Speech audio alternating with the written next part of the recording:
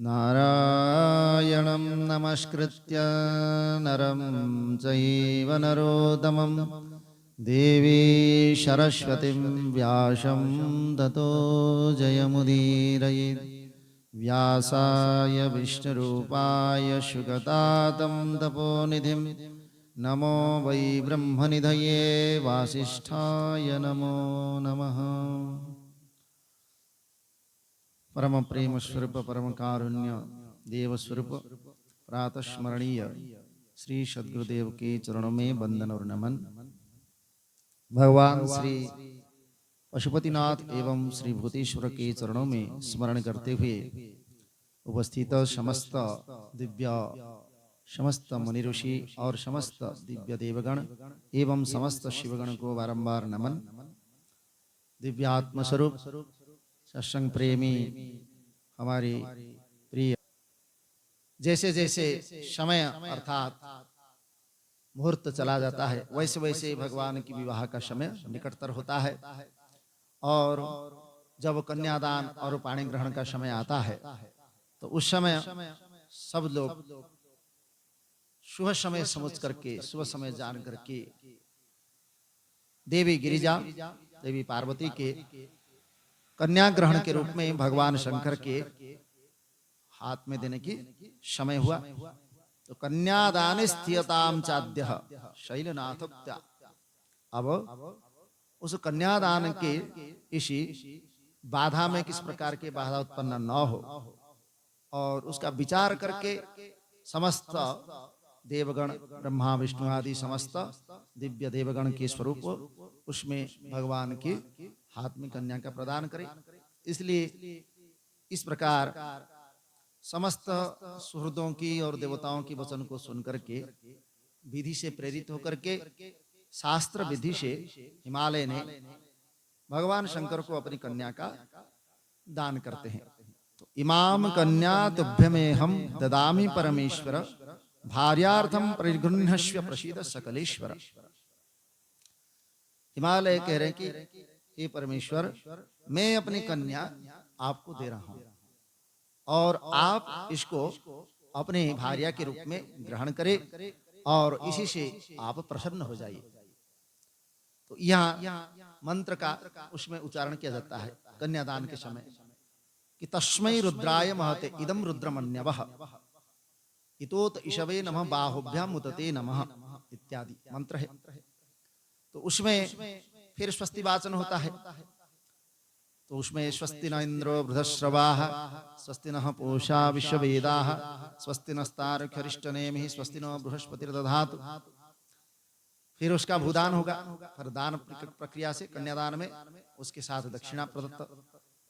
फिर वहां किया जाता है कि ओम भद्रं कर्णेभिः शृणुयाम देवा भद्रं पश्येमाक्षभिर्यजत्राः स्थिरैरङ्गैस्तुष्टुवागुंसस्तनूभिर्व्यसेमहि देवहितं यदायुः शतमिन्नु शरद्वन्ति जेवाजसक्राचसं तनशं धनूनां पुत्रासु जत्र पितर्भवन्ति मानो मध्व्यारेरिखतार्गन्तोः अदितिर्द्योरदन्तिरक्षमदितिर्षमाता शपिता शपुत्रः विश्वे देवा अदितिर्पञ्चजनामदिति जातमदिति जनित्वं द्योः शान्तिरन्तरिक्षगं शान्ति पृथिवी शान्तिरापः शान्तिरोषधयः शान्तिर्विश्वे देवा शान्ति ब्रह्म शान्तिः सर्वगं शान्ति शान्तिरेव शान्ति श्यामा शान्तिरेधि। यतो यतः शमीयसे ततो न भयं कुरु सन्नः कुरु प्रजाभ्यो भयं नः पशुभ्यः सुशान्तिः सर्वरिष्ट शान्तिर्भवतु इत्यादि मंत्रों से फिर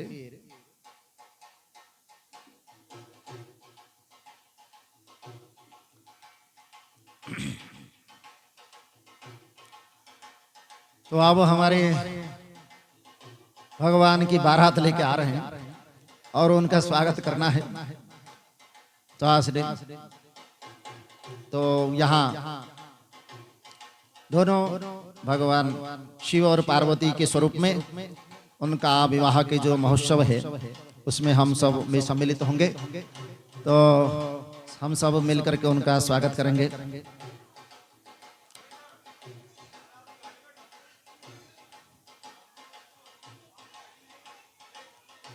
बा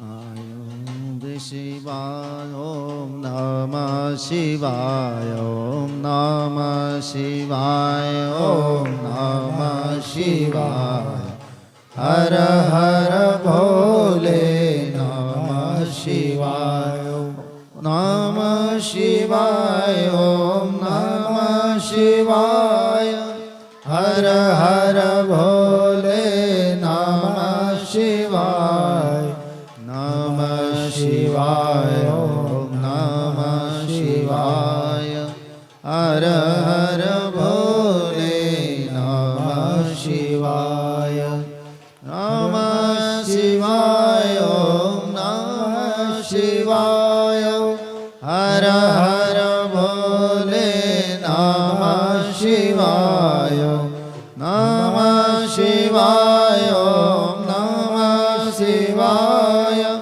हर हर भोले नमः शिवाय ओम नमः शिवाय ओम नमः शिवाय हर हर भोले नमः शिवाय नमः शिवाय ओम नमः शिवाय हर हर भोले नमः शिवाय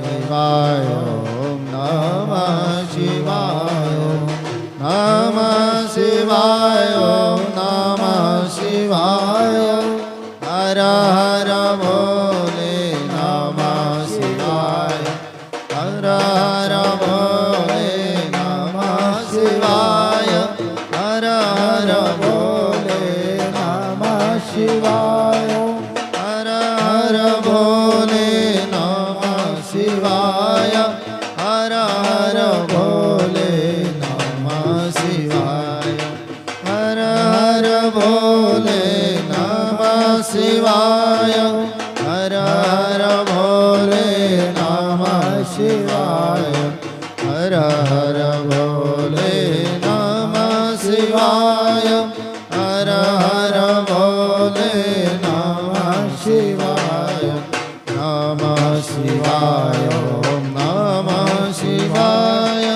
नमः शिवाय ओम नमः शिवाय नमः शिवाय ओम नमः शिवाय नमः शिवाय ओम नमः शिवाय हर हर भोले नमः शिवाय हर हर भोले नमः शिवाय हर हर भोले नमः शिवाय हर नमः शिवाय शिवाय हर हर भोले नमः शिवाय हर हर भोले नमः शिवाय नमः शिवाय शिवं नमः शिवाय हर हर भोले नमः शिवाय हर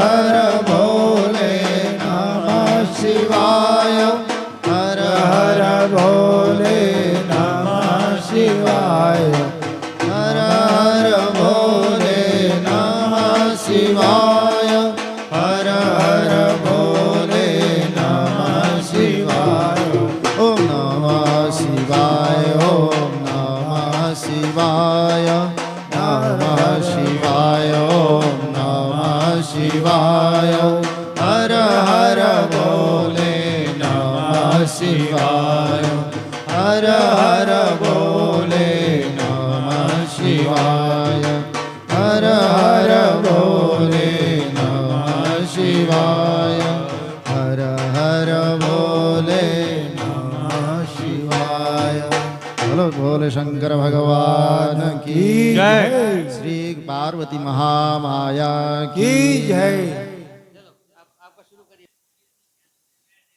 तो यहाँ आप जोर से ली तो यहाँ फिर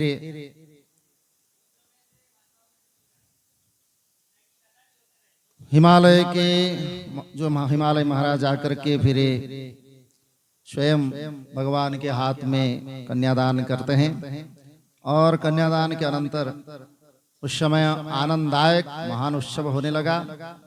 समस्त स्वर्गलोक भूलोक अंतरिक्ष सर्वत्र जयध्वनि होने लगे, जय जयकार होने लगे। बोलो शंकर भगवान की जय।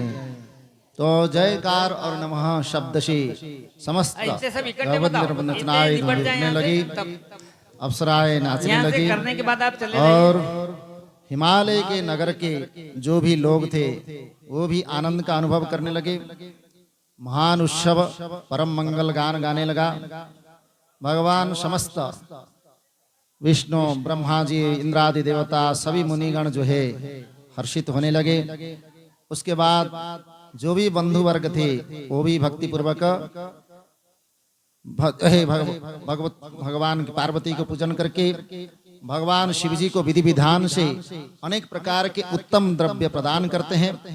हिमालय ने प्रसन्नचित होकर के माता पार्वती तथा शिव की प्रसन्नता के लिए अनेक प्रकार के द्रव्य प्रदान करते हैं। उन्होंने 1 लाख गाय देते हैं, सजे सजाए 100 घोड़े, नाना रत्न से विभूषित 1 लाख दास दासियां और 1 करोड़ हाथी और सुवर्ण जटित उत्तम रत्नों से निर्मित रथ प्रदान करते हैं। इस प्रकार अनेक दिव्य जो वस्तु है उन सब को विधि पूर्वक भगवान शिव को और अपनी पुत्री शिवा स्वयं गिरिजा को प्रदान करके स्वयं हिमालय कृतार्थता अनुभव करते हैं। और उसके बाद स्वयं पर्वतराज हाथ जोड़ करके वाणी से अपने स्तुति करते हैं और स्तुति करते हुए भगवान को प्रसन्न करते हैं। उसके बाद हिमालय की आज्ञा पा करके समस्त मुनि लोग अति प्रसन्न होकर के देवी शिवा के सिर पर अभिषेक करते हैं और देवताओं के नाम का उच्चारण कर वहाँ जो परीक्षण विधि है जिसमें 100 पुष्प और अक्षत आदि डालते हैं, उस समय परम आनंद उत्पन्न करने वाला इस प्रकार महोत्सव प्रारंभ हुआ। और उस महोत्सव के समय में स्वयं नारद जी जो है भगवान की आज्ञा से ब्राह्मण द्वारा अग्निस्थापन किया गया। अग्निस्थापन करके देवी पार्वती को अपने पास बैठा करके यहाँ पर फिर हवन किया जाता है और भगवान शिव ऋक् शाम तथा यजुर्वेद के मंत्रों से अग्नि में आहुति देते हैं। और इसके बाद स्वयं जो लोकाचार है उस लोकाचार का जो विधान है उसमें स्वयं देवी भगवती काली पार्वती और स्वयं भगवान शिव दोनों प्रसन्नता पूर्वक फिर अग्नि की प्रदक्षिणा करते हैं। और उस समय स्वयं शंकर ने अपने ही अद्भुत चरित्र से अपने अद्भुत लीला से स्वयं इस प्रकार शास्त्रीय विधि से शास्त्र परंपरा से किस प्रकार विवाह महोत्सव होना चाहिए ये उन्होंने वहां पर प्रस्तुत किया गया है। तो वहाँ जो स्तुति है जैसे कल बताया गया था को दात इत्यादि जो मतलब कन्या को ग्रहण करने से पानी ग्रहण करने से उस स्तुति का भी पाठ करना होता है जो तो दर्शयन लौकिकी गति। इस प्रकार लौकिकी गति का लौकिक आचरण का यहाँ पर भगवान लीला के माध्यम से मनुष्य मात्र को इसी प्रकार शिक्षा प्रदान करते हैं और जिससे स्वयं ही ये शिव की माया से मोहित होकर के समस्त देव देवीगण और समस्त यक्ष किन्नर और गंधर्वगण सब जो है भगवान शिव के स्वरूप का वर्णन ही नहीं कर पा रहे। और वहां पर कई बार अगर किसी भी प्रकार से भूल या कुछ होता है तो उसमें आज की जो हमारे वैवाहिक परंपरा है इस वैवाहिक परंपरा का हमने भूल चुके हैं। कम से कम हमारे षोडश संस्कार में जो विवाह संस्कार है उस विवाह संस्कार को हम भूल जाते हैं। ये है हमारे गृहस्थ जीवन का प्रवेश का ये मुख्य संस्कार है। इस संस्कार को हमको कभी भूलना नहीं चाहिए क्योंकि आज जैसे ये आज के आधुनिक युग में इस विवाह का महत्व को ही हमने कम कर दिया है। और जितना जितना हम हमारे आगे जो बच्चे जो है जो आगे जो पीढ़ी आने वाले हैं ये शास्त्रीय परंपरा का मर्यादा को धीरे धीरे कम करते जा रहे हैं। हम इसलिए मना रहे हैं यहाँ भगवान का शिव विवाह उत्सव कि इसको देख करके हमारे समझ में कुछ आना चाहिए। नहीं तो आज जिस प्रकार ये जो वैदेशिक परंपरा है और उससे जो विवाह का माता पिता के ऊपर जो बोझ और दुख जो पहाड़ का टूट पड़ता है, ये जो गर्लफ्रेंड और बॉयफ्रेंड की जो परंपरा है, ये विवाह की परंपरा नहीं है। बोलो सद्गुरु महाराज की। विवाह ऐसा किया जाता है जैसे भगवान ने यहाँ पर स्वयं प्रतिपादन करते हैं। ये लिव इन रिलेशनशिप, ये कोई विवाह की परंपरा नहीं है। ये तो हमारे जीवन को बिगाड़ने के लिए होता है और हमारे जीवन में अध्यात्म की उन्नति को रोकने के लिए होता है। तो आप इस आधुनिक समाज में रह करके हमारे मुनि ऋषियों ने जो प्राचीन परंपरा का निर्वाह किया है उसको आप भूल नहीं सकते। उन्होंने मनुष्य की कल्याण के लिए, मनुष्य की उन्नति के लिए ही इस विवाह की परंपरा को रखा है। मनुष्य इस प्रकार एक प्राणी है जो अपने ही मन से किसी भी प्रकार से स्वयं ही अपने दोष को नहीं देख सकता है, और अगर उसको कोई दोष बता भी दे तो भी उस दोष को अगर उसने धृष्टता पूर्वक या उसको स्वयं ही अपने मन में मान लिया कि मैं ये जो कर रहा हूं वही अच्छा है और मेरे लिए वही ठीक है, तो इस प्रकार व्यक्ति का निराकरण हम कभी नहीं कर सकते। इसलिए हमारे माता पिता का दायित्व बनता है कि हमारे बच्चे को इस प्रकार विषय के, इस प्रकार जो वैवाहिक संपर्क में उनको सचेतन करे और जीवन में एक एक दो दो आए, ज्यादा नहीं आए, ज्यादा भीड़ हो जाएगी। जीवन में जो हमारे निर्दिष्टता है उस निर्दिष्टता मार्ग को अनुसरण करें। आप कहेंगे कि आज के जैसे बच्चे को विवाह के संबंध में पूछोगे तो उनको कुछ भी नहीं पता। कहेंगे जैसे देख रहे हैं कहीं से भी, वो आजकल के तो सब कुछ सोशल मीडिया और दूसरे माध्यम से देख लेते हैं, तो उसमें केवल एक दूसरे को हार पहना देने से उसका तो विवाह हो ही नहीं जाता है। विवाह तो जो पाणी ग्रहण क्रिया है, उस पाणी ग्रहण पद्धति को अगर शास्त्रीय विधि से हम करते हैं तो वह शास्त्रीय विधि से हमारे जीवन को उपादेय बनाता है। और हमारे पति पत्नी के रूप में जब हम स्वयं स्वीकार करते हैं तो उस धर्म का अधिकारी हम बनते हैं। अन्यथा हमारे इसे वैदिक धर्म में कोई भी धर्म का अधिकारी नहीं होता है। जो शास्त्र विधि का अनुसरण करके शास्त्र की मर्यादा में रहते हुए अपने ही जीवन में जो जो कर्तव्य है उस कर्तव्य का पालन करते हुए जीवन का जो ध्येय है, जो लक्ष्य है, उसको सामने रख करके अगर कोई मनुष्य इस प्रकार आचरण करता है तो उसका विवाह मंगलमय होता है और कल्याणमय होता है। अन्यथा अगर वह केवल भोगपरायण होकर के केवल अपने जीवन को एक सामान्य तुच्छ भोगों के लिए अगर बिता दिया और सामान्य जीवन जीने की अगर प्रस्तुत किया और अपने कर्तव्यों को भूल गया तो ऐसा मनुष्य जीवन पशुवत होता है।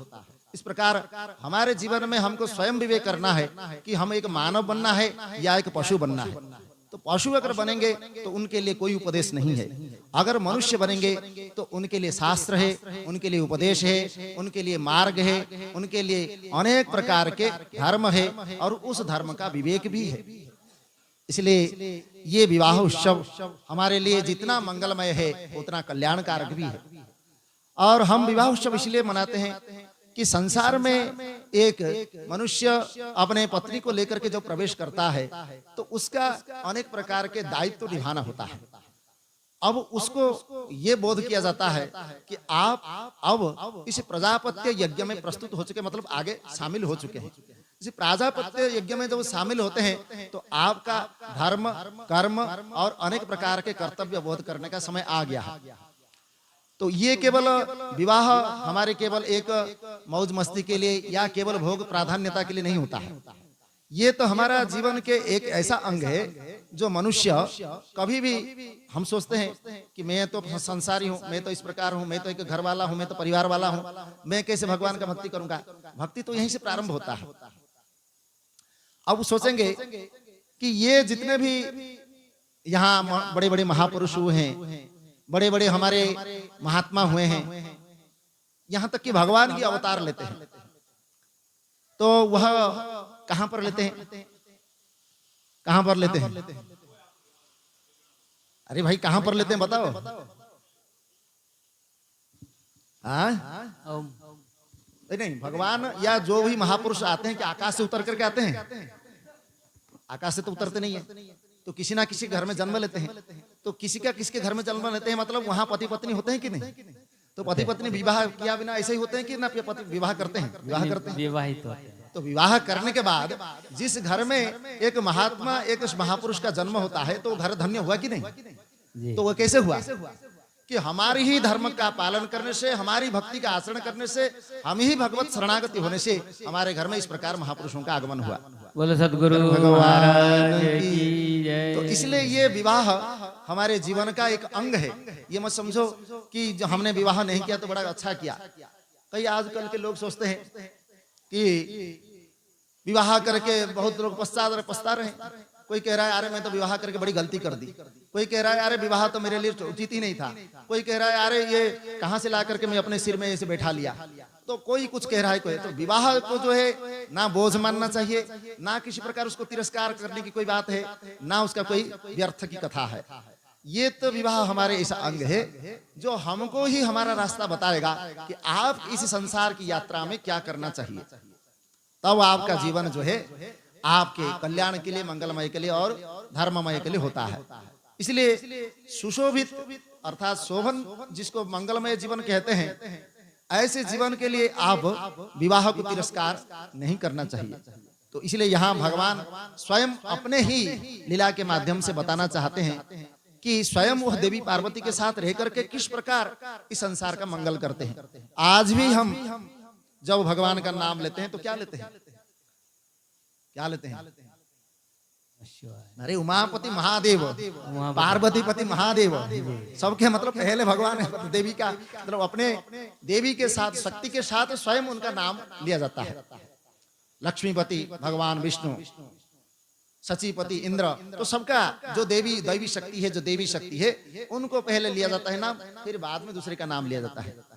तो आज भी कई बार हमारा अगर कुल गोत्र या कुछ अगर होता है तो उससे परिचय कराने के लिए सबसे पहले उसको किसी से माने कैसे परिचय किया जाता है? पति से। नहीं, अगर जैसे आजकल जैसे एवोडेंट करते हैं, मतलब उसको कहते हैं एडप्ट, बच्चे को जैसे बच्चे को एडप्ट कर लिया तो वो तो हमारा बच्चा रहा नहीं, तो फिर भी बोलते चलो हमारा बच्चा हमने मान लिया, लेकिन हम अब उसका कुल गोत्र क्या देंगे? क्योंकि कुल और गोत्र का जो हम गृहस्थ आश्रम में प्रवेश करके उसका मान्यता दे करके फिर उसका बालक का जब जन्म करते हैं, यहाँ तो भगवान का कोई कुल गोत्र नहीं, क्योंकि वो स्वयं परमात्मा है, इसलिए उनका तो यहाँ पर कुल गोत्र का विशेषता नहीं दिया गया। लेकिन हर एक मनुष्य का एक कुल गोत्र प्रवर और उसका वंश परंपरा होता है। अब उसमें जो बालक या कन्या आदि जन्म लेते हैं उसका हम उसी रूप में उसका संस्कार करते हैं, जात संस्कार जिसको कहते हैं। वो जात संस्कार आदि जो किया जाता है उसी रूप में कहा जाता है जो हमारा कुल की परंपरा हो। और जैसे हमारे ब्राह्मण कुल है तो ब्राह्मण कुल में जो परंपरा है उसको पालन करते हैं। क्षत्रिय कुल है तो क्षत्रिय कुल में जो परंपरा है उसको पालन करते हैं। वैश्य कुल है उसके परंपरा पालन करते हैं। शूद्र में शूद्र कुल की जो परंपरा रहता है। अब उसमें हमारे अगर जो इतिहास है, हमारी जो परंपरा है, उसको ही अगर हम भूल जाएं तो फिर हमारा क्या होने वाला है? मनुष्य तो एक ऐसा प्राणी है जो समाज को छोड़ के बिना रह नहीं सकता, अकेले तो जीवित कभी रह नहीं सकता। अब उस समाज में रहने वाला जो मनुष्य है उसको अगर अपना ही सब कुछ छोड़ दे, अपना संस्कार ही भूल जाए, अपना परंपरा ही भूल जाए, अपना सब कुछ भूल जाए, तो उसके लिए बचा क्या है? तो पशु जैसे जंगल में रहता है वैसे हम रह रहे हैं, ऐसे ही समझ लो। तो ऐसा जीवन हमारा नहीं है। हमारा तो जीवन इतना संस्कारित किया जाता है कि मनुष्य के अंदर दोष होगा भी तो भी उसको निराकरण कर दिया जाता है। अब इस प्रकार समस्त दोष से निर्दोष होने के लिए ये पाणी ग्रहण संस्कार ही आपके लिए उपयुक्त है। इसलिए सारे संस्कारों को हम कहते हैं, आज तो और कुछ संस्कार बचा नहीं, वैसे हमारा गर्भाधान आदि संस्कार को छोड़ करके जो भी हम करते हैं, तो विवाह संस्कार वो भी कम से कम ढंग से होना चाहिए। विवाह अगर हम मानते हैं और उसको पालन करना, उस परंपरा को मानते हैं, तो उसका भी ढंग से हो। अब उसका शास्त्रीय परंपरा से अगर हम नहीं करते हैं तो फिर हम कैसे शास्त्र को दोष दे सकते हैं कि मैंने तो विवाह किया था लेकिन मेरा दुर्दशा हो गया? और दुर्दशा होगा क्यों? हमने अगर उस परंपरा को माना कि स्त्री को एक धर्मपत्नी के रूप में स्वीकार किया और उसके अलावा दूसरे स्त्री को मैंने देखने की प्रण नहीं मतलब किया, तो फिर हम दूसरे स्त्री के ऊपर कैसे दृष्टि डाल सकते हैं? ये भी संभव नहीं है। तो जब दूसरे की स्त्री को डाल नहीं सकते, हमारा ही पत्नी हमारा ही हो सकता है, दूसरे का नहीं हो सकता है, तो फिर जिस प्रकार पुरुष अपना जीवन को धन्य मानता है कि मैं एक पत्नी को प्राप्त किया है, ऐसे ही स्त्री भी अपने आप को धन्य मानती है कि मैं एक पुरुष को प्राप्त किया है पति के रूप में। इस प्रकार हमारे इस वैदिक मार्ग में इस पति पत्नी का परंपरा को ही ये गृहस्थ परंपरा में श्रेष्ठ परंपरा कहा गया है।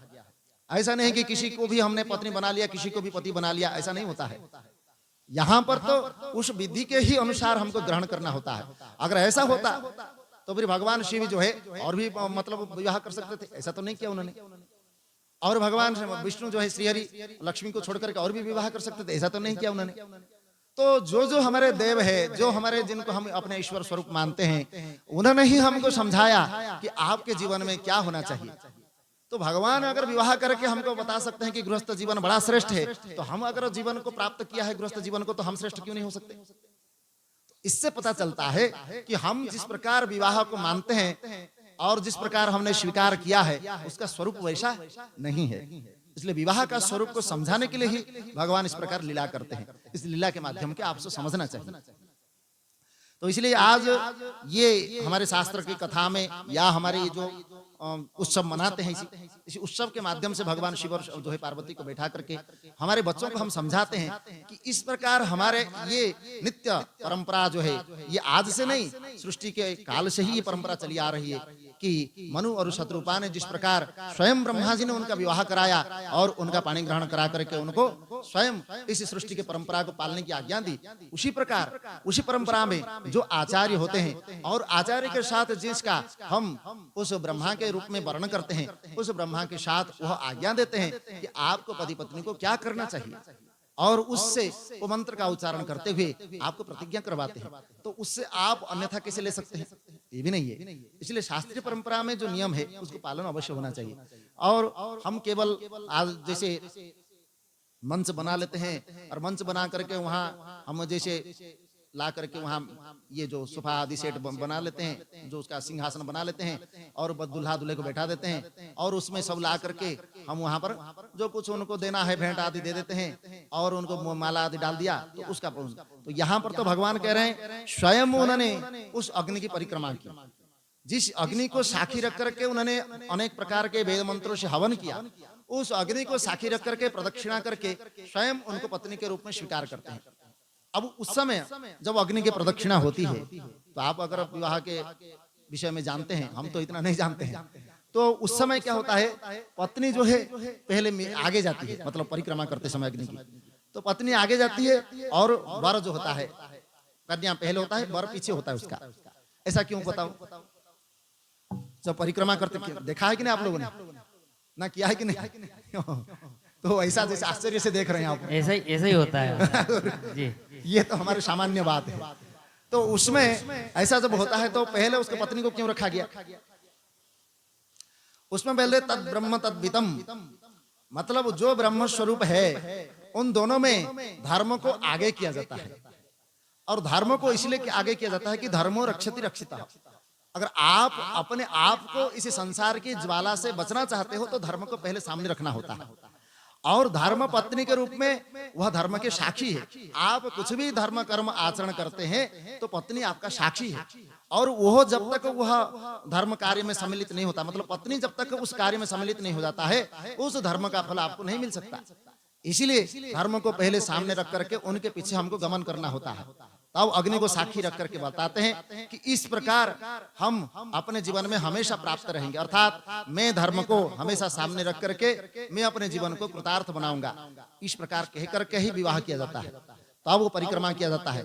और सप्त परिक्रमा मतलब सप्त दीप सप्त लोक, ये सबको वहां नाम लिया जाता है, तब उसकी परिक्रमा होती है और बहुत कथा है उसमें। तो इसलिए बन्नी प्रदक्षिणाम तात, यहाँ बन्नी प्रदक्षिणा करते हुए स्वयं लोकाचार का भगवान विधिवत पालन करते हैं और फिर स्वयं उस चरित्र का निर्माण करते हैं कि मनुष्य के लिए क्या करना चाहिए। इस प्रकार और भी यहाँ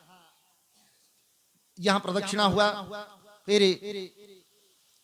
शिव जी की आज्ञा से मुनियों के साथ परम प्रीति से शिव और शिवा के विवाह के शेष जो कृत्य था उस शेष कृत्य का संपादन किया गया और मांगलिक अभिषेक हुआ। ब्राह्मणों ने आदर के साथ उन्होंने ध्रुव तारा का दर्शन कराया। विवाह के बाद ध्रुव तारा का दर्शन कराया जाता है और अरुंधति नक्षत्र का भी दर्शन कराया जाता है। तो ये ध्रुव का दर्शन कराया। फिर हृदयालंबन का कर्म बड़े महोत्सव के साथ स्वस्ति वाचन भी हुआ। फिर शिवा शिरसि सिंदूरम, अब जो है पार्वती के जो है सिंदूर देने के लिए भगवान कहते हैं। तो शिवा शिरसि सिंदूरम ददौ शंभु त्रिजाज्ञया, और ब्राह्मणों की आज्ञा से भगवान शंकर ने देवी शिवा के मांग में सिंदूर लगाया और उस समय गिरिजा अत्यंत अनुपम अद्भुत रूपवती हो गई। उसके बाद ब्राह्मणों की आज्ञा से दोनों आसन पर विराजमान हुए और स्वयं अद्भुत लीला करने वाले दोनों ने अपने स्थान पर जो है ब्रह्मा की आज्ञा से प्रसन्नता पूर्वक संस्रव प्राशन, ये विवाह में एक अंग है। संस्रव किसको कहते हैं? संस्रव मतलब होता है जो अग्नि में हम घी की आहुति देते हैं, उस आहुति के जो अवशिष्ट घृत है, उस अवशिष्ट एक प्रोक्षणी पात्र होता है, उस प्रोक्षणी पात्र में अवशिष्ट घी को डाला जाता है। अगर जैसे वो बच गया, जैसे हम ओम अग्नये स्वाहा इदम अग्नये इत्यादि कह करके उसको आहुति डालने के बाद उस जो श्रुवा है उस श्रुवा में घी बच जाता है। उस घी का एक प्रोक्षणी में पानी डाल करके पात्र रखा जाता है, उस प्रोक्षणी पात्र में डाला जाता है। तो इदम अग्नये स्वाहा इदम अग्नये इस करके उसमें जो प्रोक्षणी पात्र में जो घी डाला जाता है उसको कहते हैं संस्रव। तो ये प्रोक्षणी पात्र के घी को जब संस्रव कहते हैं, इसका जब यजमान को समय के अनुसार उसको पीने के लिए दिया जाता है, उस घी को जो हवन करता है उस घी को पीने के लिए उसको दिया जाता है, तो उस समय उसको कहते हैं संस्रव प्राशन। तो ये संस्रव प्राशन करते हैं तो ये विवाह के यज्ञ के विधिवत इसका संपन्न होता है। अर्थात जब तक हम संस्रव प्राशन नहीं करते हैं तब तक ये विवाह का विधि संपन्न नहीं होता है। इसलिए यहाँ संस्रव प्राशन जब हो गया तो विवाह का जो यज्ञ है वो विधिवत संपन्न हुआ।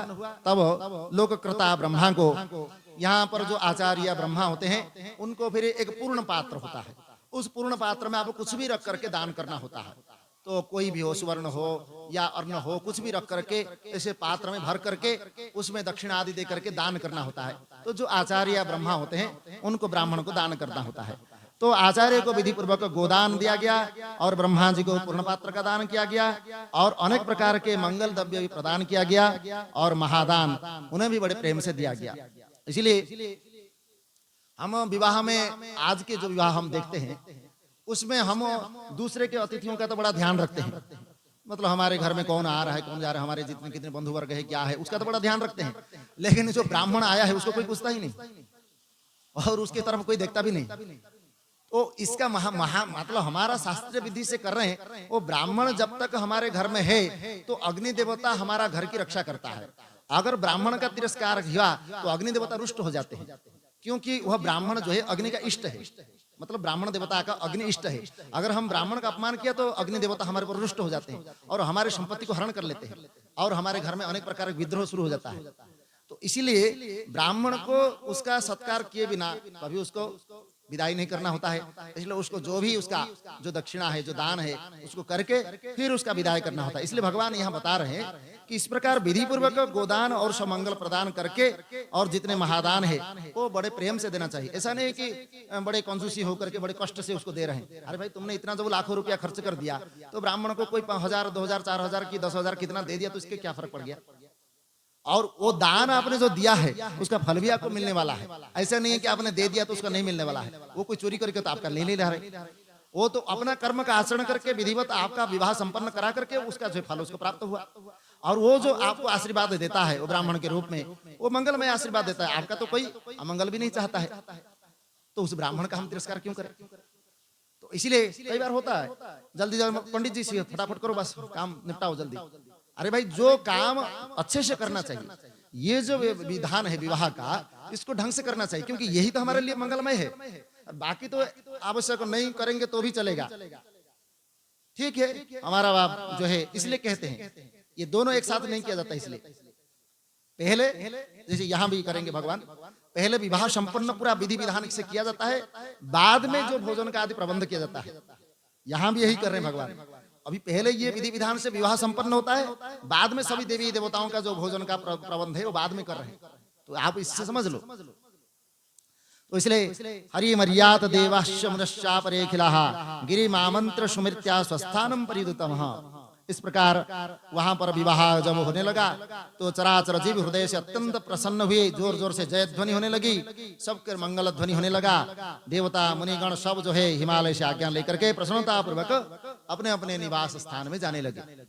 अब उस समय जो हिमालय के नगर की स्त्रियां हैं वो प्रसन्न होकर के स्वयं दिव्य कोहबर जहां रहने की घर होता है उस कोहबर घर में गई।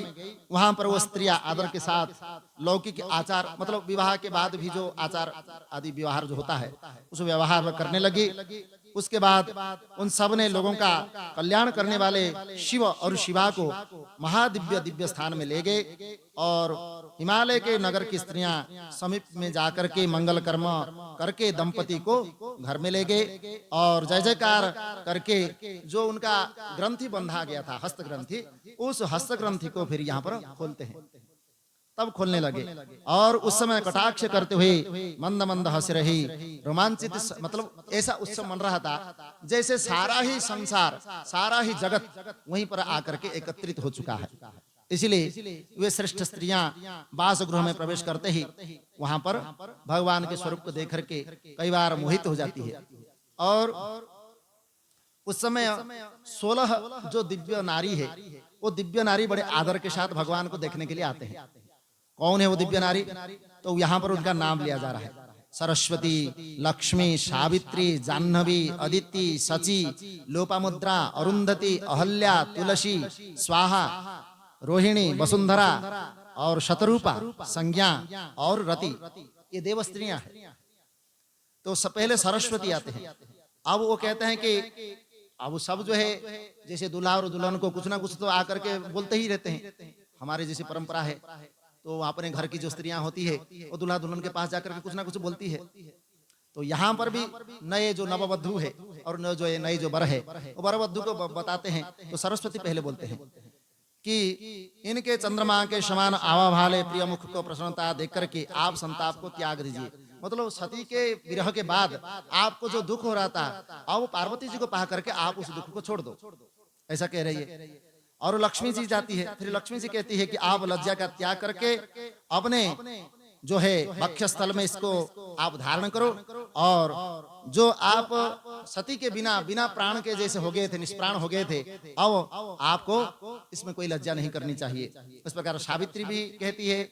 फिर सावित्री भी अपने जो है बाप बोलते हैं आप खेद कर मत करो, जो है आप आचमन करके सती को बा देवी पार्वती को आप अपना पत्नी के रूप में स्वीकार करो। जाह्नवी देवी गंगा भी कहती है। अदिति देवी जो देव माता अदिति उन्होंने भी कहा आप भोजन के पश्चात मुख शुद्ध करने के लिए शंभु को मतलब पार्वती जी को कह रही है, माता है इसलिए कन्या को कह रही है कि आप जो है शंभु को अति प्रेम से जल प्रदान कीजिए। मतलब जब भगवान भोजन कर लेंगे, जैसे पति का समय, पति के बाद पत्नी भोजन करती है, तो पति जब भोजन कर लेंगे तो वहां क्या करना है ना, जल का जो है पात्र उनके सामने लेकर के देना है ताकि वो मुंह मुख शुद्धि आदि मुंह धो सके। इस प्रकार सब जो जैसे जैसे कन्या को जो ससुराल में जाते समय जो जो उपदेश देना चाहिए वो दे रहे हैं। अब सची कहती है इंद्र, ये जो पत्नी इंद्र पत्नी सची कि कहले आप जो है दर दर जहां भटक रहे थे, विलाप कर रहे थे और उस सती आपको प्राप्त हो चुका है, इसलिए आप इसमें लज्जा मत करो। लोपामुद्रा ये अगस्त्य ऋषि के पत्नी है लोपामुद्रा, तो वो भी इस प्रकार तांबुल मतलब कहते हैं कि जब भगवान शयन करते हैं तो उनको तांबुल दे करके फिर शयन करना चाहिए।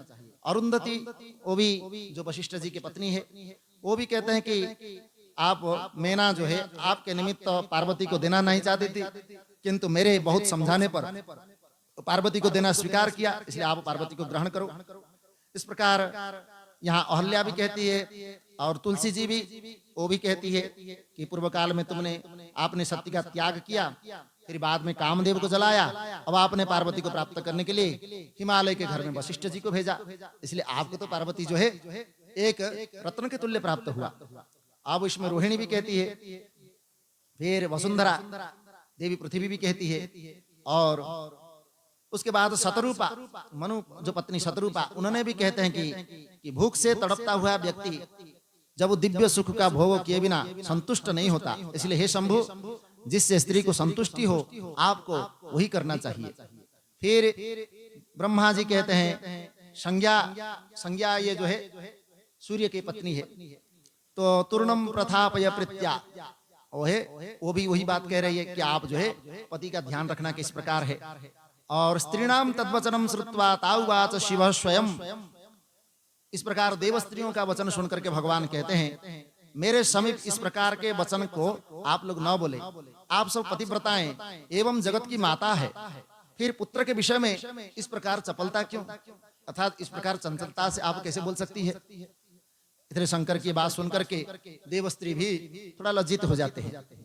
अब यहाँ सारे देव स्त्रियां हैं, इसमें कामदेव के पत्नी रति भी है, तो रति के जो वो कामदेव को तो भगवान ने भस्म कर दिए थे, अब वो रति जो है वहां पर बड़े दुखी होकर के आते हैं।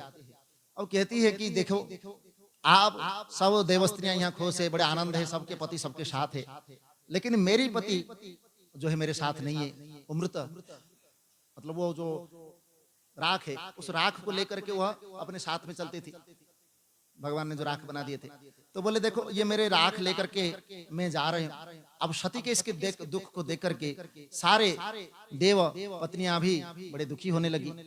तो वहां पर भगवान से रति जो है कहती है कि मुझे आप सनात करो, अब आप प्रसन्न हो जाइए, इसलिए मेरे वचन को आप सत्य कीजिए। इस चराचर त्रिलोक में आपके बिना कौन मेरा दुख करने में समर्थ है, और मेरे पति के जीवित होने पर ही प्रिया पार्वती के साथ आपका विहार पूर्ण होगा, इसलिए आप सब कुछ करने में समर्थ है, आप परमेश्वर है। इस प्रकार कहने पर रति ने जो है गांठ में बंधी हुई काम की भस्म जो है भगवान को लेकर के दे देते हैं।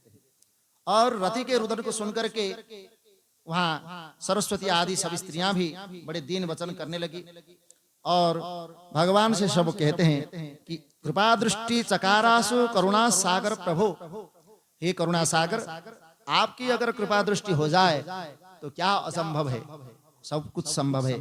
इसलिए ऐसा ही इस कामदेव को आप कोई ना कोई आकार कोई ना कोई रूप जो है प्रदान करें।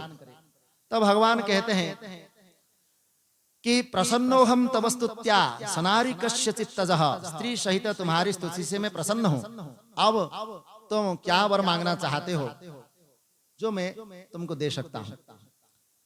तो वहां पर कामदेव स्वयं कहते हैं कि देव देव महादेव करुणा सागर प्रभु यदि प्रसन्न सर्वेश ममानंद करो भव, मुझे तो वही आनंद प्रदान करो जिससे मेरा स्वयं आनंद को प्राप्त हो जाए। और क्षमस्व में अपराधम, मैंने जो पूर्व समय में आपका अपराध किया है उसको आप क्षमा करें, और स्वजनों में परम प्रीति और अपने चरणों में मुझे भक्ति दीजिए। इस प्रकार कामदेव ने भगवान को ऐसी मांगते हैं। तो कामदेव की ये बात सुनकर के भगवान स्वयं प्रसन्न होकर के कहते हैं तथास्तु। ऐसा कहने पर फिर कामदेव को एक अनंग शरीर प्राप्त हो जाता है, मतलब अब तक वह सशरीर नहीं हुए, लेकिन एक अनंग मतलब छाया शरीर के रूप में उनको प्राप्त होता है। तो इस प्रकार देवताओं ने फिर कामदेव से संभाषण करके कल्याणकारी आशीष प्रदान किया, और उसके बाद प्रसन्नता पूर्वक स्वयं स्मरण करके सब जीवयामास संतास्तु, जो शिव जी के द्वारा दग्ध हो जाने के बाद भी उनके अनुग्रह पात्र बने, और स्वयं अखिलेश्वर ने सात्विक कृपा दृष्टि से उनको जीवित कर दिया। इसलिए यहाँ कहते हैं इस वचन को हमेशा याद रखना चाहिए। सुख दुख दोनोचान्योस्ति यतः स्वकृत भोक्सुपुमान काले रक्षा विवाहश्च निषेक केन वार्यते। कोई भी किसी को सुख दुख देने वाला इस संसार में नहीं है। इसलिए अगर हम देखते हैं मानते हैं कि ऐसा उसके बजाय से मैं सुखी हूं, इसके बजाय से मैं दुखी हूं, ये हमारा व्यर्थ है। मतलब इस प्रकार सोचना ही नहीं चाहिए, क्योंकि पुरुष स्वयं अपने ही किए हुए कर्म का फल भोगता है। सुखस्य दुखस्य न कोपि दाता परो ददाति तिक बुद्धिरेषा। ये सुख और दुख देने वाला कोई नहीं होता है। अगर होता तो फिर हम दूसरे के कारण ही सुखी हो जाते हैं, दूसरे के कारण ही दुखी होते हैं। अब जब हम जहां कोई नहीं होता है वहां पर हम कैसे सुखी हो सकते हैं? अरे भाई, निद्रा में वहां पर कोई नहीं होता है, ना कोई दूसरा व्यक्ति होता है, ना कोई वस्तु होता है, ना कोई नाम होता है, ना कोई रूप होता है, ना कोई इंद्रिय है, ना कोई मन है, ना कोई बुद्धि है। फिर भी हम उस निद्रावस्था में, नींद में सोते समय सुखी कैसे हो सकते हैं? तो इसका तात्पर्य है कि स्वयं पुरुष अपने ही कर्म के कारण ही उस दुख का या सुख का कारण बनता है।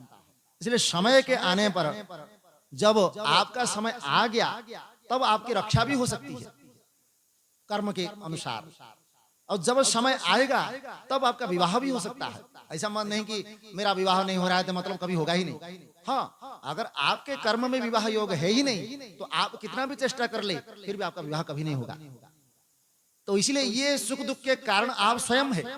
आपने अपने पूर्व जन्म के कर्म को लेकर के इस समय आया है, तो आप इस समय क्या कर रहे हो इसका फल आपका अगले समय में, आने वाला समय में प्राप्त होने वाला है। इसलिए आप इस समय सत्कर्म कर रहे हो फिर भी आपको उसका फल नहीं मिल रहा है, इसका तात्पर्य है कि आपका प्रारब्ध प्रबल है और वो प्रबल प्रारब्ध को आप कम करने के लिए पुरुषार्थ करना आवश्यक है। इसलिए अगर हमको दुख को कम करना चाहते हैं तो उस दुख के कर्म के जो कारण है उस कर्म के कारण को प्रायश्चित आदि या कोई भी विशेष माध्यम से, भगवान की स्तुति या प्रार्थना कि भगवान के ध्यान भजन के माध्यम से हम उस प्रारब्ध को, भाग्य को कम कर सकते हैं, दुख को कम कर सकते हैं। तो ये अपने ही किए हुए कर्म का फल हमको भोगना पड़ रहा है। और समय जब आएगा तब हमारा जन्म भी होता है। ऐसा नहीं है कि हम चाहे तो हम जन्म ले लेंगे, हम चाहे तो हमारा मृत्यु हो जाएगा, ऐसा संभव ही नहीं। आप जिस कष्ट को, दुख को भोग रहे और आत्महत्या करने की सोच रहे, ये आपकी अपनी मूर्खता है। ये दुख जो सोच रहे आप, ये दुख आपको देख करके ही रहेगा। आप सोचेंगे, जैसे कई बार होता है कि हमने कुछ प्रायश्चित आदि या और कुछ किया तो उसका तो हम दुख कम कर सकते हैं, परंतु हम सोचते हैं कि कई बार संकल्प करते हैं कि मेरा दुख जो है दूर हो जाए, और संकल्प करके हम कोई कर्म का आचरण करते हैं। तो उसमें क्या होता है, आप वो कह रहे हैं कि देखो मैंने ऐसा कर्म किया तो मुझे सुख मिल गया, मैंने ऐसा ऐसा किया तो मुझे सुख मिल गया। ये सुख किसके किसके मतलब किसके कारण मिला? आप जो अभी दुख भोग रहे हैं, ये जो दुख है भगवान इस प्रकार कर्म के, इसलिए वह स्वयं नियंत्रक है। इसलिए वो बोलते हैं कर्मण्येवाधिकारस्ते मा फलेषु कदाचन। आपका कर्म करने में तो आप स्वतंत्र है, लेकिन फल क्या मिलने वाला है, उसका परिणाम क्या होने वाला है, उसमें आप स्वतंत्र नहीं। तो इसलिए भगवान उसका नियामक होते हैं, और नियामक होने के कारण वह उसका बनाते हैं। फिर आप अगर चाहते हैं कि भगवान मुझे इस समय ये दुख न मिले, तो भगवान उस दुख को फिर वह पेंडिंग में ले जाते हैं, मतलब आपके बैलेंस में, उसमें पेंडिंग में डाल देते हैं। फिर आपके जो बैलेंस में जो पुण्य कर्म पड़ा है, पुण्य कर्म का फल सुख है, आप कर्म का फल दुख है, इसलिए उस पुण्य कर्म को ला करके आपसे, आपके सामने रख देते हैं। तब आपको लगता है कि मैं बड़ा सुखी हो गया। वो आपने किसी ने सुखी नहीं किया, आपका ही कर्म आपको सुखी कर रहा है। आपके जो बैलेंस पुण्य कर्म था उसी को ही ला करके आपसे सामने रख दिया गया है। नारायण देव की जय। तो वो आपको लग रहा है कि मैं बड़ा सुखी हूँ, परंतु वो सुख आपके ही कर्म का फल मिल रहा है, ये आप नहीं जानते हैं। वो सोच रहे हैं उसके बजाय से मैं सुखी हो गया, वो उसने मेरे ऊपर कृपा कर दी। कोई यहाँ कृपा किसी के ऊपर नहीं कर सकता, आपका कर्म आपको भोगना ही पड़ेगा।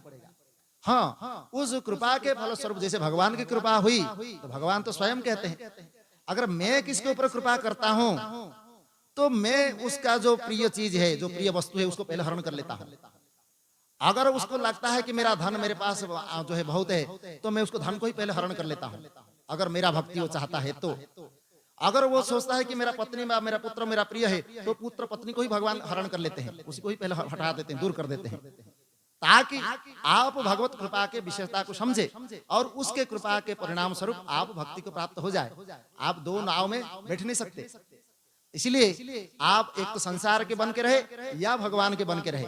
आप अगर दो नाव में बैठोगे तो ना इधर का रहोगे ना उधर का रहोगे, बीच में दरिया में डूब मरो। तो इसलिए उससे कोई फायदा नहीं आपका। तो इसलिए कह रहे हैं कि किसी भी तरह से अगर भगवान कृपा करते हैं और हम उनके कृपा के पात्र बन जाते हैं, तो संसार में जो जो आपका प्रिय वस्तु है उसको भगवान हरण कर लेते हैं। ये भागवत में लिखे हैं, स्वयं भगवान कहते हैं। और जैसे ही वो हरण करेंगे तब आप करके देखेंगे, अब मेरे संसार में कोई नहीं रहा, मुझे अब कोई देखने वाला, कोई बचाने वाला कोई नहीं रहा, अब तो मैं बस परमात्मा के ही शरण में जाना है। तब भगवान से सोचते हैं कि हाँ अब मेरी शरण में आ। अब ऊंट जो है पहाड़ के नीचे आया। तो इसलिए यहां से पता चलता है कि हमारा जीवन संसार के लिए सीमित है, भगवान के लिए अनंत है, क्योंकि हमारा जीवन का स्वरूप ही अनंत है। इसलिए हम भगवत शरण में जब जाते हैं तो हमारा जीवन अनंत हो जाता है। हम उस अनंत स्वरूप में समाहित होने के लिए अपने आप को ऐसे मतलब उनके शरणागत हो जाते हैं कि हमको लगता है कि इनके बिना हमारा कुछ भी नहीं। तो ऐसे भक्ति तो तभी प्राप्त होता है जब भगवत कृपा हो। अब कोई संतों ने कृपा कर दी या कुछ ने कृपा कर दी तो उसमें हमारा सद्बुद्धि प्राप्त होती है। संतों ने अगर हमारे ऊपर कृपा किए तो उनकी कृपा व सदगुरु ने कृपा किए तो हमारा ऐसे बुद्धि, भगवान भी कहते हैं ददामि बुद्धि योगंतम येन माम उपयान्ति ते। अगर कोई व्यक्ति मुझे प्राप्त करना चाहता है तो मैं उसको उस बुद्धि को प्रदान करता हूं जिससे वो मेरा हो जाए। अगर कोई व्यक्ति मेरे विरुद्ध जाना चाहता है, भगवान को तिरस्कार करता है, तो मैंने उसके बुद्धि को हरण कर लेता हूं और वह स्वयं ही संसार में कष्ट और दुखों से बस इतस्ततः ऐसे ही घूमता रहता है, उसका कोई कल्याण नहीं होने वाला है। तो इसलिए जीवन में सुख और दुख ये दोनों ही हमारा कर्म का कारण है और हम इस कर्म बंधन से अगर छुटकारा पाना चाहते हैं तो भगवत शरणागति ही एकमात्र हमारा स्वरूप है और साधन है। उसके अलावा आपको ये संसार में इस सुखों दुखों से, इन कष्टों से, इन बंधनों से, इन सब पीड़ाओं से कोई मुक्ति नहीं दे सकता, क्योंकि ये कर्म आप जितना करते जाओगे, भले ही आपने पुण्य कर्म आज आचरण कर लिया, इस पुण्य कर्म के फलस्वरूप आपको परवर्ती समय में आपको स्वर्ग आदि लोक प्राप्त हो सकता है, अनेक प्रकार के पुण्यमय लोक प्राप्त हो सकता है, फिर भी आप वहां पर स्थिर नहीं है। क्षीणे पुण्यमर्त्य लोकम विशंति। आपको जैसे ही पुण्य क्षय हो गया, जैसे ही आपका पुण्य नष्ट हो गया, फिर आपको इसी मृत्यु लोक में ढकेल दिया जाता है। और वहां हमारे पंचाग्नि विद्या में कहा गया है अगर उस देवलोक से वह इस मृत्यु लोक में आता है तो इतना जल्दी उसको जन्म नहीं होता है। वो पंचाग्नि विद्या में कहा गया, पहले उसमें देव लोग जो है, देवताओं ने जो है उसको नीचे गिरा देते हैं। नीचे गिराते ही वो फिर आता है, आकर के आकाश में वो पहले वृष्टि मतलब मेघ बनता है, मेघ बन करके फिर बारिश के माध्यम से नीचे आता है। नीचे आकर के यहाँ किसी ना किसी पेड़ पौधे के रूप में फिर वह जैसे जो भी है फल फूल आदि के रूप में वह आता है। अब उसको अगर किसी पुरुष ने खाया तो वह पुरुष को रस के रूप में वह प्राप्त होता है और वही रस फिर स्त्री के अंदर जाकर के उसमें फिर वह संतान उत्पन्न की क्षमता प्रदान करता है, तब जाकर के उसका जन्म होता है। अगर किसी कीड़े मकोड़े ने खा लिया तो उसका काम गया, अगर किसी पशु ने खा लिया तो उसका काम गया, अगर किसी ने खा लिया तो उसका मनुष्य जन्म नहीं हो सकता। तो इसलिए ये जन्म इतना आसान नहीं है। यह मनुष्य जन्म आपको बड़े पुण्य फल से, बड़े पुण्य कर्म से मिला है। तो इसलिए जितना हो सकता है उतना हम भगवान के शरणागति हो सकते हैं। इसलिए कह रहे हैं ये जो भी हमारे पास सुरक्षा है ये हमारे कर्म के कारण मिलता है। हमारे पास विवाह करने की और विवाह से संतान उत्पन्न करने की इत्यादि जो कुछ हमको प्राप्त होता है ये भी हमारे कर्म के अनुसार होता है। और हमारा ये शरीर धारण करना, जन्म होना ही ये भी एक कर्म के अनुसार ही होता है। इसलिए कहते हैं ये कामदेव को आज जो शरीर प्राप्त हुआ ये उसका कर्म ही कारण था और उस कर्म के फलस्वरूप भगवान ने जैसे उसको भस्म किया था वैसे उसको शरीर भी प्रदान कर दिए। तो ऐसा सत्कार, ऐसा सफल जीवन, ऐसा हमारे जीवन में जो शांति और सुहृद की जो भाव है ये भगवत कृपा के बिना संभव नहीं हो सकता है। तो इस प्रकार यहाँ उसके बाद भगवान शिव ने अपने निवास गृह में जाते हैं और पार्वती को बाईं ओर बिठा करके मिष्ठान्न का भोजन कराते हैं और प्रसन्न होकर के देवी शिवा ने भी भगवान को भोजन कराया। इस प्रकार लोकाचार का जो स्वरूप है वहां पर पालन किया गया और उस समय जय शब्द और नमः शब्द का उच्चारण होने लगा। जय जय शंकर, नम नमः शंकर, हर हर शंकर, शिव शिव शंकर, उमा महेश्वर इत्यादि। तो हे शंकर, हे सर्वाधार, हे महेश्वर आपकी जय हो, हे महादेव, हे विश्वंभर, हे प्रभु आपकी जय हो, हे कालीपते, हे स्वामी, हे आनंद प्रबंधक आपकी जय हो, हे त्र्यंबक, हे सर्वेश्वर आपकी जय हो, हे मायापति, हे विभु आपकी जय हो। तो भक्तवत्सल समस्त भक्तों की कामना को पूर्ण करने वाले हे करुणा सागर आपकी जय हो इत्यादि जय जयकार होने लगा। इसके बाद फिर हिमालय के द्वारा बारातियों को भोजन करने का ये समय आता है। तो यहाँ पर फिर स्वयं हिमालय ने जो है समस्त बारातियों को आमंत्रण करके उस मंडप में, जो दिव्य मंडप बनाया गया था, उस मंडप में बैठाते हैं और वहां पर बारातियों को भोजन कराने का प्रबंध किया जाता है। उसमें सारे जो बाराती है उनका सब नाम दिया गया है, और पहले ही हम बारातियों के विषय में जान चुके हैं, कौन कौन बाराती है, कितने भूतगण है और कितने प्रेतगण है। तो इसलिए उन सबको भोजन कराना, फिर शिव जी का विश्वकर्मा के द्वारा जो वासगृह बनाया गया, उस वासगृह में शयन करके प्रातः काल में फिर वह स्वयं वह जनवास जो होता है, जहां पर सब लोग निवास करते हैं, उसमें फिर वो पधारते हैं। उसके बाद फिर चारों ओर जय शब्द और नमः शब्द का मंगलदायक वेद ध्वनि होता है। उसके बाद फिर जो वहां पर ये चतुर्थी कर्म आदि होता है। चतुर्थी कर्म के बाद फिर बारात जो है कम से कम कई दिनों तक वहां पर ठहरते हैं। फिर चतुर्थी कर्म के बाद पंचमे दिवसे प्राप्ते सर्वे देवा मुदान्विताः, पांचवा दिन प्राप्त होने पर समस्त देवताओं ने बड़े प्रेम के साथ गिरिराज से विदाई लेते हैं। या और हिमालय ने भी हाथ जोड़ करके देवताओं से कहा कि अभी आप लोग कुछ दिन और ठहरें और कृपा करें।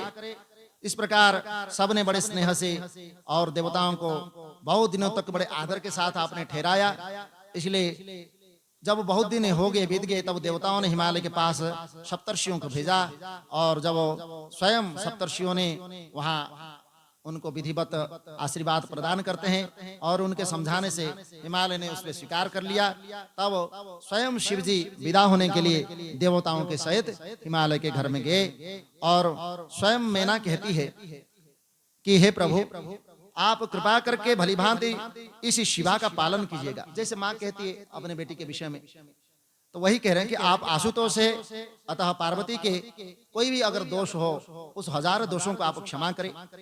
और ये मेरी कन्या जन्म जन्मांतर से आपके ही चरणों कमलों की भक्त है, आपके ही दासी है। आप महादेव स्वयं प्रभु को छोड़ करके इसे सोते जागते समय भी किसी का भी उसने स्मरण कभी किया ही नहीं, और आपकी भक्ति के सुनेत्र मात्र से वह हमेशा अपने आंखों से आंसू गिराती रहती थी, और आपकी निंदा से वह मौन हो जाती थी, और आप के बिना वह अपने आप को मृतक के समान मानती थी।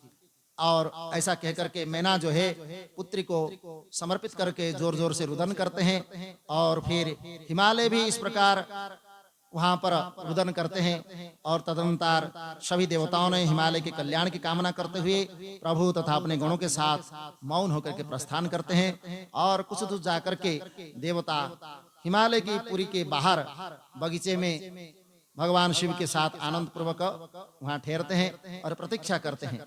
उसके बाद यहाँ पर विदाई का समय आता है कि अब कन्या की विदाई होगी। अब वहां विदाई के समय यहाँ पर ब्राह्मण पत्नी का पार्वती को पातिव्रत धर्म का उपदेश होता है। तो वहां पर स्वयं पातिव्रत धर्म क्या है, तो क्योंकि ये एक धर्म ऐसा है कि जो एक स्त्री को स्त्री नहीं देवी के रूप में परिभाषित करता है, और एक पतिव्रता स्त्री अगर किसी देश में चले जाए, किसी स्थान में चले जाए, तो उसका मुख दर्शन करने मात्र से मनुष्य पवित्र हो जाता है। वह जिस देश में चली जाती है वह देश, वह स्थान पवित्र हो जाता है। पतिव्रत स्त्री के इतनी बड़ी महिमा है। तो इसलिए यहाँ उस पातिव्रत्य जो धर्म है उस धर्म का उपदेश करते हैं। तो वहां पर हिमाचल प्रिया मैना ने प्रथम वेद तथा अपने कुल की रीति संपन्न की, फिर पार्वती की यात्रा के निमित्त नाना प्रकार के मंगल विधान करने लगी, और पार्वती को अनेक रत्न और श्रेष्ठ माने जो ये वस्त्र है वो वस्त्र से सुसज्जित करने लगी और श्रृंगार भी करने लगे। इसके बाद मैना मनोगतिम बुद्ध्वा, मैना की मन की बात जान करके एक पतिव्रता ब्राह्मण पत्नी स्वयं देवी गिरिजा को श्रेष्ठ पातिव्रत धर्म का उपदेश देती है। अब ये पातिव्रत्य धर्म जो है इसमें बड़े विस्तार से वर्णन है, इसको समझाएंगे तो समय तो लगेगा ही। तो आज समय भी हो चुका है, अब इसको करें कि या न करें। तो एक मैं कुछ बोल देता हूं, फिर कल उसका आगे विचार करेंगे। तो कहते हैं कि वह ब्राह्मण पत्नी देवी पार्वती से उपदेश करके कहती है, गिरिजे सुनो सुप्रीत्या मदवचो धर्मवर्धनम, जो मेरा वचन को तुम सुनो जिससे तुम्हारा धर्म की वृद्धि होगी और तुम अपने जीवन में आनंद और सुख को प्राप्त करोगी। धन्या पतिव्रता नारी नान्या पूजा विशेषतः पावनीं सर्वलोकानां सर्वपापौघनाशिनीं। इसी जगत में प्रतिव्रता नारी ही धन्य है। इसी के अतिरिक्त और कोई भी नारी पूजा के योग्य नहीं है। वह सब लोगों को पवित्र करने वाली है और समस्त पापों को दूर करने वाली है। इसलिए जो स्त्री अपने स्वामी की एक देव के समान, ईश्वर के समान सेवा करती है, वह यहाँ अनेक भोगों को भोग करके अंत में पति के साथ उत्तम गति को प्राप्त होती है। इसलिए सावित्री, अरुंधति, सांडिल्या, शतरूपा, अनुसुईया, लक्ष्मी, स्वधा, सती, सुमति, संज्ञा, मेना, स्वाहा, ऐसी बहुत सी पतिव्रताएं हैं जो यहाँ पर बता नहीं सकते। तो वह ये सभी पतिव्रत्य धर्म के प्रभाव से ही इसी जगत में आज भी पूज्य है, उनको आज भी पूजा किया जाता है। और ब्रह्मा, विष्णु, स्वयं शंकर एवं अन्य मुनीश्वरों ने भी इन पतिव्रता स्त्रियों का अनेक प्रकार से सम्मान किया है। इसलिए तुम अपने पति शंकर की विशेष रूप से सेवा करनी चाहिए, क्योंकि ये अवश्य ही दीनों पर और दीन बंधु बल के नाम से प्रसिद्ध है, इसलिए उनके पर यह अनुग्रह करते हैं। और पतिव्रता का जो धर्म है वो बड़े महान है, जिसका वर्णन श्रुति भी अर्थात वेद में भी है, स्मृति भी अनेक प्रकार शास्त्रों में भी किया गया है। इसलिए पातिव्रत्य धर्म जितना श्रेष्ठ है उतना और कोई धर्म को श्रेष्ठ नहीं कहा गया है। भुंज्या भक्ति प्रिय पत्तो पातिव्रत्य परायणः। तो कहते हैं स्त्री को चाहिए कि वह जब अपना प्रिय पति भोजन कर ले तब स्वयं पति भक्ति में परायण होकर के भोजन करे। जब पति खड़ा हो तब स्त्री को कभी बैठना नहीं चाहिए, वो खड़ा ही रहना चाहिए। जब पति बैठ जाए तब बैठना चाहिए। ऐसा कौन करता है? तो इसलिए आज तो ये बड़े कठिन है। तो कहते हैं मतलब इसमें इसलिए कहा गया है, पति को इसलिए महत्व दिया गया है, पति में परमो भव, मेरे लिए मेरे पति परमेश्वर है। क्योंकि एक सधवा स्त्री के लिए उसका पति इसलिए परमेश्वर है क्योंकि उसको और कोई करने की आवश्यकता नहीं है, और तीर्थ आदि जाने की और कहीं जाने की उसको आवश्यकता ही नहीं है। क्योंकि कहते हैं पति की आज्ञा के बिना तीर्थ भी नहीं जा सकती, और पति के आज्ञा बिना और कहीं किसी के घर में भी नहीं जा सकती, और साध्वी स्त्री कभी भी द्वार पर खड़े होकर के बाहर नहीं देख सकती। मतलब कई बार अपने दरवाजे पर खड़े होकर के हम बाहर इधर उधर देखते हैं, उसको यहाँ निषेध किया गया है। इस प्रकार नहीं देखना चाहिए, इससे घर की लक्ष्मी जो है तिरस्कार होती है। तो इसलिए यहाँ पर पति के सो जाने पर ही स्वयं शयन करे, उसके उठने से पहले स्वयं जाग जाए, और छल रहित कपट रहित होकर के पति से बात करे, कभी अलंकार से रहित होकर के अपने पति के सम्मुख न जाए, मतलब श्रृंगार बिना किए अपने पति के सामने न जाए। और जब स्वामी कार्यवश कहीं विदेश चला गया तो कभी अपने शरीर को श्रृंगार भी न करे। क्यों? क्योंकि पति के दर्शन से ही उसका श्रृंगार का मूल्य है। अगर पति हमारे सामने नहीं है तो उस श्रृंगार का कोई मूल्य नहीं है। नारायण देव की। तो पत्युर नाम गृह्णाद, पतिव्रता स्त्री को चाहिए कि पति का नाम कभी न ले, मतलब उनको नाम से न पुकारे। और पति के द्वारा क्रुद्ध होकर के अगर उन्होंने कुछ क्रोधित होकर के गुस्सा होकर के कोई कठिन वचन कह भी दिया या कुछ ऐसा हमको अच्छा नहीं लगा, तो भी पति के शासित करने पर भी उसमें प्रसन्न रहे। अर्थात हम अगर उस पति के सम्मुख कुछ बोलते हैं तो उनका तिरस्कार होता है। अब तिरस्कार करने पर बातों बातों में बहुत कुछ हो सकता है, वो भी कुछ बोल देंगे तो हम भी कुछ बोल देंगे, और बात बात में वहां पर महाभारत भी हो सकता है। इसलिए महाभारत न हो और हमारे घर में शांति बना रहे, तब हमारा थोड़ा सहन कर लेना अच्छी बात है। तो इसलिए कह रहे हैं अधिक दंड दे करके मेरे ऊपर कृपा करे। मतलब स्वामी को कहे कि आप इस प्रकार गुस्सा न हो, क्योंकि भूल तो सबसे होती है, मेरे से भी हो सकती है, आपसे भी हो सकती है।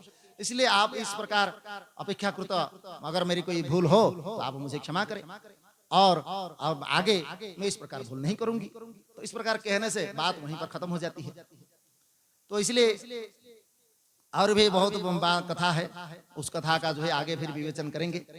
आज पातिव्रत्य धर्म का जो है बहुत उसमें मतलब इतना विवेचन किया गया है कि उसका तो एक अध्याय पूरा जो है बहुत बड़ा अध्याय है। और फिर इस पातिव्रत्य धर्म का नियम पालन करके फिर यहाँ से शिव और देवी पार्वती की जो बारात की विदाई होती है, और विदाई करके वहां पर समस्त यहाँ पर ज्ञानोपदेश कहा जाता है। इस समय समस्त जो हिमालयपुरी के लोग हैं और समस्त गण है वो सब आकर के वहां पर बारंबार सबके अपने अपने गले लगते हैं, सब रोने लगते हैं और पार्वती को बारंबार देवी मैना गले लगाती है। और वहां पर सर्वाश्च रुद्रनार्यः समस्त देवी स्त्रियां भी वहां पर अपने आप में विदा होते हुए स्वयं योगीश्वर भी वहां पर लीला करना शुरू कर देते हैं।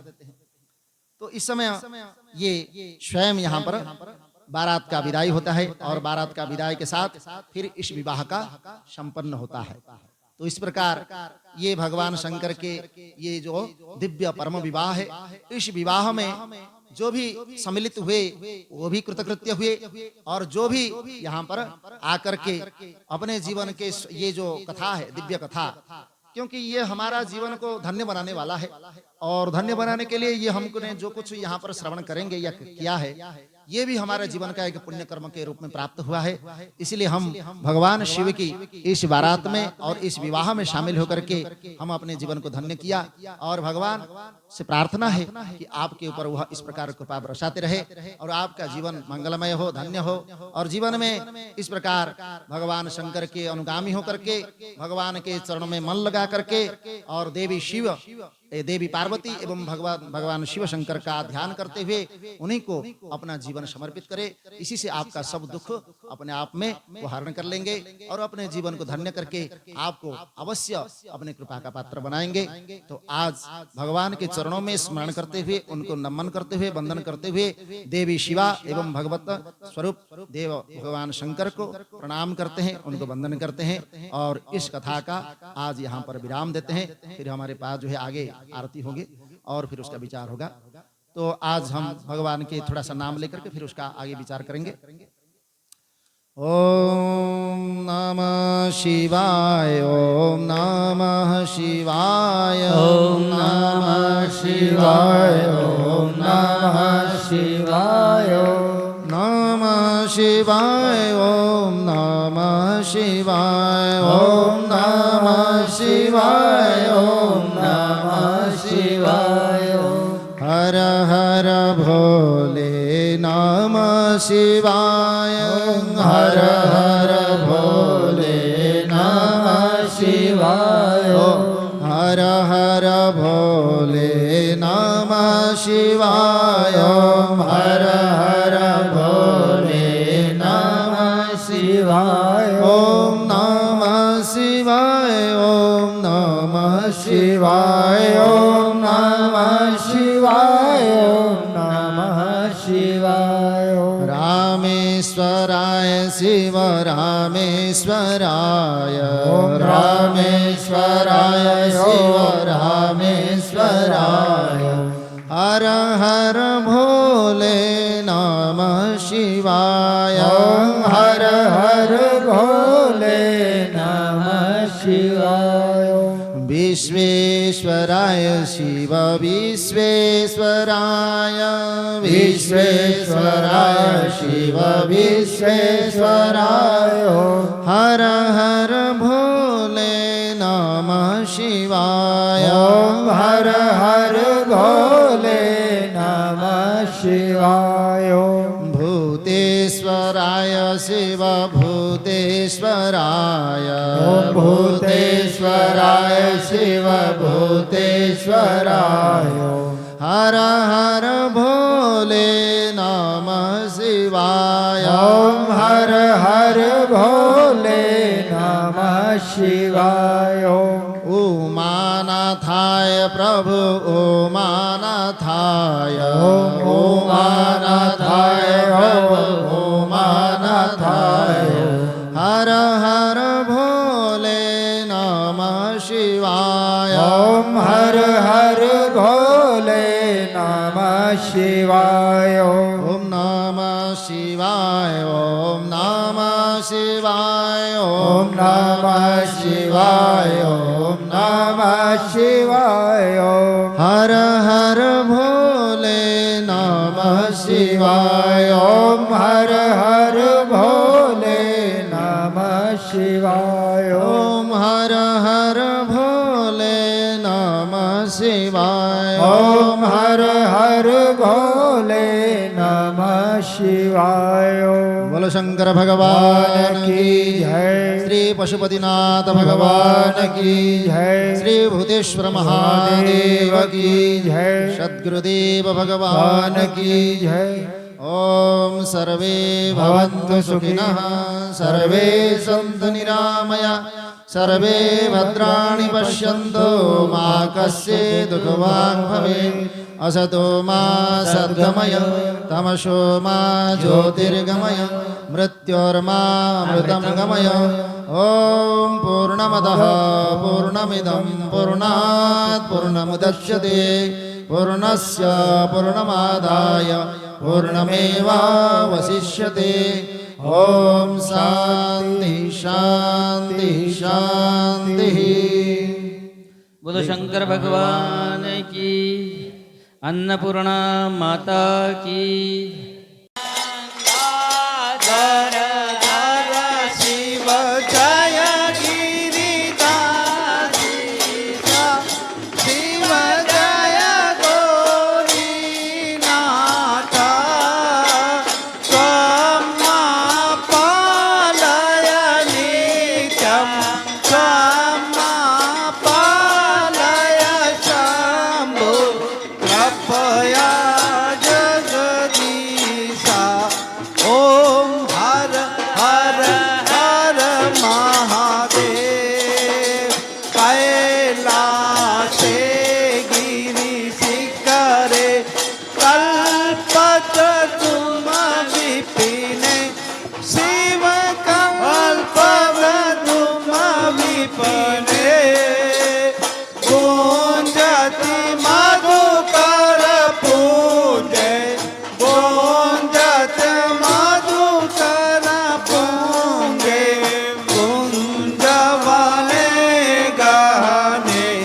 ओम हर हर हर महादेव कोकिल कुंजत खेलत हंसावल ललिता उत्सवी हंसावल ललिता कल्पानमरतियेतं कल्पामनति नाट्यति मधुसहिता। ओम हर हर हर महादेव तासन ललित तुझे से सालामणि रचिता ओ शिव सालामणि रचिता। तन्मध्ये हर निकटे तन्मध्ये हरि निकटे गौरी मद सहिता। ओम हर हर हर महादेव क्रीडारतिय भूतं राञ्जति निजमीशं शिव राञ्जति निजमीशं इन्द्रादिकसुरसेवित ब्रह्मादिकसुर प्रणमति ते शिरसम्। ओम हर हर हर महादेव विबुधवधुर्बाहु नाट्यति हृदये मुदसहितं शिव हृदये मुदसहितं किन्नरगानं कुरुते किन्नरगानं कुरुते सप्तरसहिता। ओम हर हर हर महादेव दिनकत थे दिनकत मृदङ्ग वादयते शिव मृदङ्ग वादयते क्वण क्वण ललिता वेणु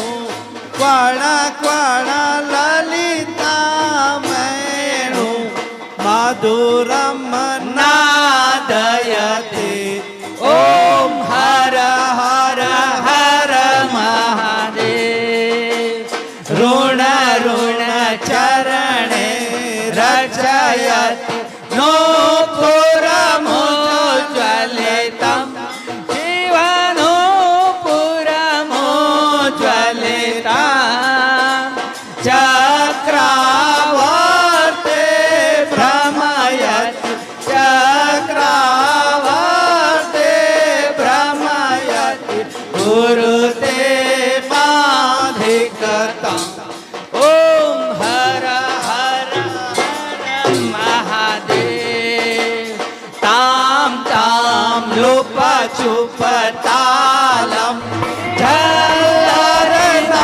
झल्लरनादयते शिवतालम नादयते आंगुष्ठालुलिनादम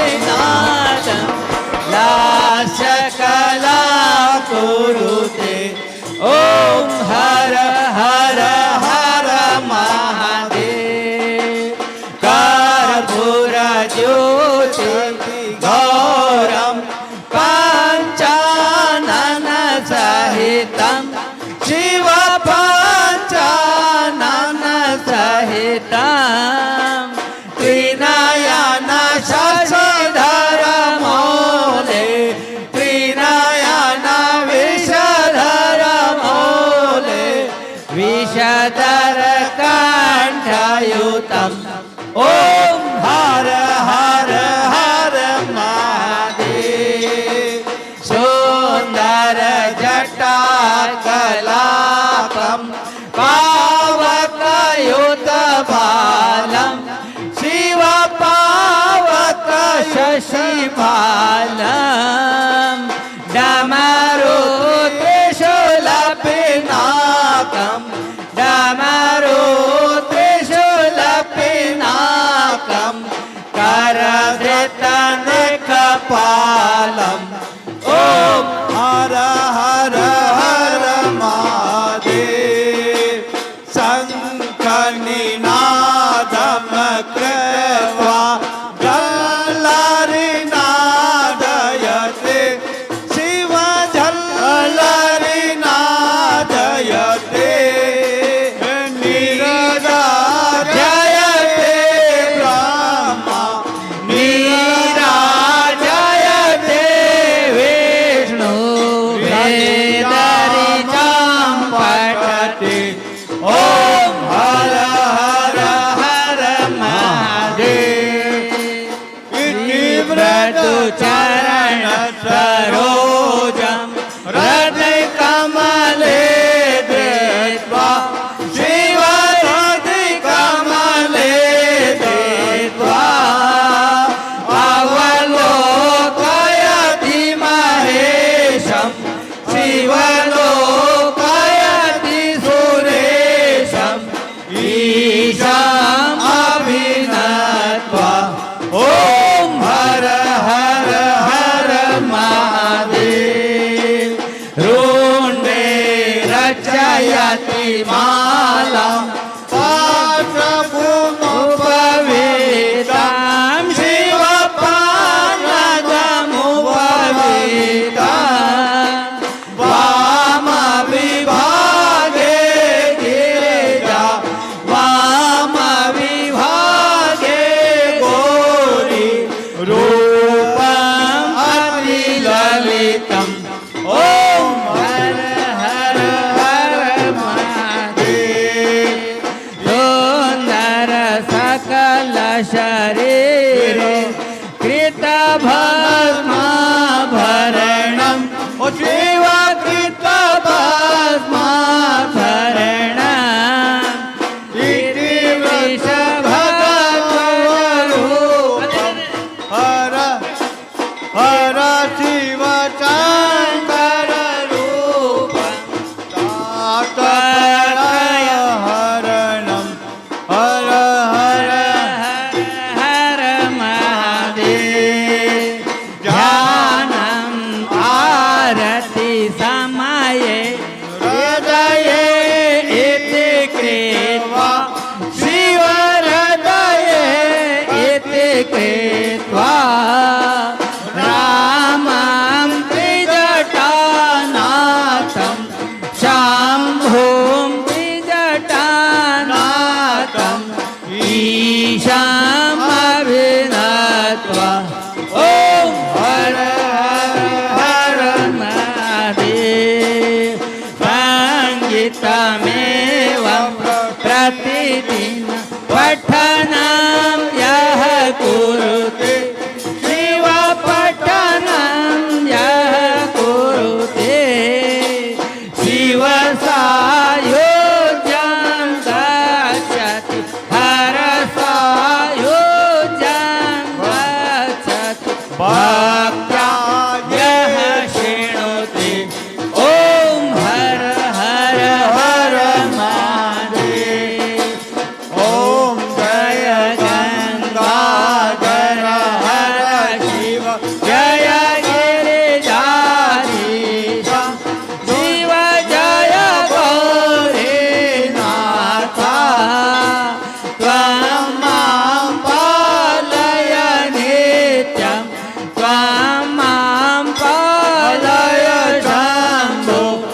कृपया जगदीश ॐ हर हर हर महादेव कर्पूरगौरं करुणावतारं संसारसारं भुजगेन्द्रहारं सदा वसन्तं हृदयारविन्दे भवं भवानि सहितं नमामि त्वमेव माता च पिता त्वमेव बन्धुश्च जगा त्वमेव विद्या द्रविणं त्वमेव सर्वं मम देवदेव गुरुर्ब्रह्मा गुरुर्विष्णु गुरुर्देवो महेश्वर गुरु साक्षात् परब्रह्म तस्मै श्री गुरुवे नमः। सद्गुरु महाराज की जय।